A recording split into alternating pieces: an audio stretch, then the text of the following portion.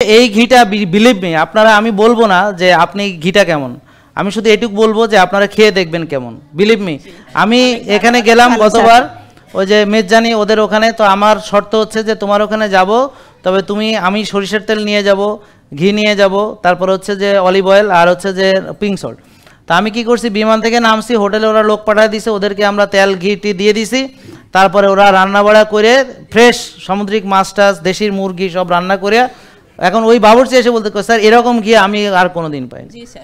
এরপরে ওই যে সিনবাদে ওই যে যিনি মালিক, হ্যাঁ হাবিব ভাই, উনি এই ঘি খেয়ে পরে এখন ওর ছেলেরে বলতেছে বাবা তুমি তাড়াতাড়ি এখানে ঘি আর সরিষার তেল পাঠাও, পিঙ্ক সল্ট পাঠাও, এরপর যারা দাবি করবে সিনবাদে যারা যাবেন বললে ওরা এই ঘি তেল দিয়ে রান্না করে দিবে, আপনি দাবি করলে ওরা করে দিবে। এই ঘিটা হচ্ছে জাস্ট কিছু না, এটা হলো খাঁটি প্রাকৃতিক ঘি, এবং এটা আমি বলবো না কেমন, আমি বলবো না, আপনারা খেয়ে বলবেন কেমন। আপনি খেয়েছেন এটা, আপনি একটু বলেন তাহলে এটা কেমন। আচ্ছা এটা বাদ দেন, আপনার এটা পেয়ে কেমন লাগতেছে?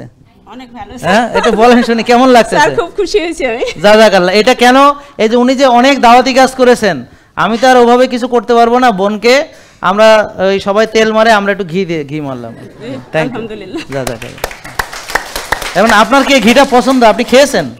এই পর্যন্ত কয়বার নিয়েছেন আপনি ঘি? এই পর্যন্ত 2 বার নিয়েছি, আর হলো আমার মেয়ে নিয়েছে, ও নিয়ে আমাকে দিয়েছে।